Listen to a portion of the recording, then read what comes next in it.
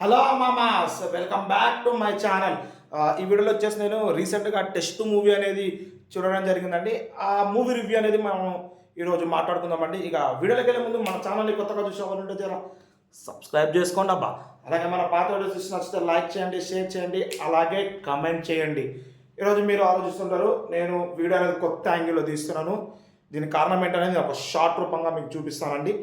నేను ఒక ring light tripod కొనడం జరిగిందండి అనేది మీకు అది ఎట్లా ఉందో దాని రేట్ ఎంత అని చెప్పి మీకు ఒక షార్ట్ రూపంగా వీడియో పెట్టి చూపిస్తానండి. ఇక టెస్ట్ మూవీ అండి, ఇది వచ్చి మంచి స్టార్ కాస్ట్ అండి. థియేటికల్ లైన్స్తో రాసుకుని నెట్ఫ్లిక్స్తో తీయడం జరిగిందండి. అది ఎందుకు జరిగిందో నేను ఫర్దర్గా డిస్కస్ చేస్తాను అండి. దీంట్లో వచ్చేసి మనకు పెద్ద స్టార్ కాస్ట్ ఉందండి. సిద్ధార్థ్ గారు, మాధవన్ గారు, అలాగే నయనతార గారు. ఇక బేసిక్గా స్టోరీ చూస్తే థియేటర్ని వదిలేసి నెట్ఫ్లిక్స్లో రిలీజ్ చేయడమే మంచి పని అనిపించిందండి. అంత పెద్ద స్టార్ కాస్ట్ పెట్టుకొని నెట్ఫ్లిక్స్లో తీయడము అనేది చాలా అవునా కాదా అని చెప్పి మీరు మూవీ చూస్తే మీకు అర్థమైపోద్దండి. బేసిక్గా స్టోరీ లైన్ ఏం లేదంటే ఒక హైడ్రాఫేర్ అనే మంచి కాన్సెప్ట్తో మాధవన్ గారు, అదే శర్వానంద్ అలియాస్ మాధవన్ గారు అండి. శర్వానంద్ అనేది మనకి మూవీలో క్యారెక్టర్ పేరు. ఇక ఆయన దానికి మార్కెట్లో రిలీజ్ చేయడానికి దాని చేసిన కష్టము అనేది ఈ మూవీలో ఉంటుందండి.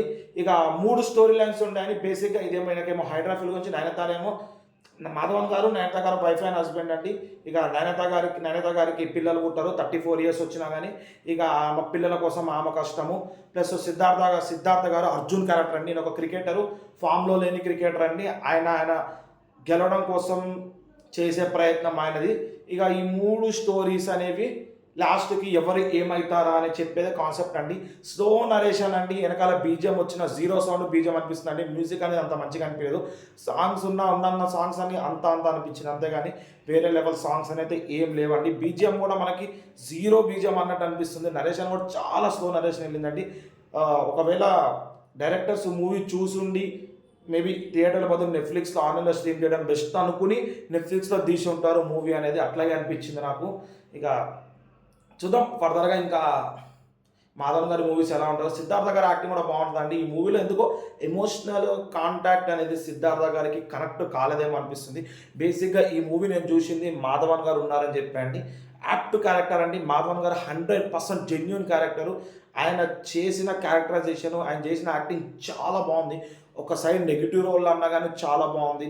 పేదరికంలో ఉన్నప్పుడు ఎట్లా చేసినాడో అది బాగుంది. ఒక సక్సెస్ అనేది నాకు రావాలి అనే తపనతో ఒక మూవీ అనేది తీసింది కదండి, అది కూడా యాక్టింగ్ అనేది చేసింది కదండి, అది కూడా బాగుందండి. ఇక సిద్ధార్థ గారు అయితే ఎందుకో ఎమోషనల్ అనేది ఆయనకి కాంటాక్ట్ అవ్వలేదేమో అనిపించింది. ఇక నయనతార గారు అంటారా, ఇక ఆమెకు తగ్గట్టు ఆమె చేసిందండి క్యారెక్టరు. ఇక బేసిక్గా కామెడీ అనేది ఈ మూవీలో మనం ఉండదండి. ఇక జీరో అడల్ట్ కంటెంట్ అండి, ఫ్యామిలీతో చూడొచ్చు. ఇక ఓపికతో చూస్తే కొంచెం మంచి మీనింగ్ అనేది అనిపిస్తుంది. ఫైనల్ ఎమోషనల్ చాలా బాగుంటుందండి. ఇక 2 hours 25 minutes రన్ అవర్తో ఇది మనకి నెట్ఫ్లిక్స్లో స్ట్రీమ్ అవుతుందండి, తెలుగులో కూడా. ఇక చూడండి మూవీ చూసి మీకు ఎట్లా అనిపించిందో మనకి కింద కమెంట్ బాక్స్లో మెన్షన్ చేయండి.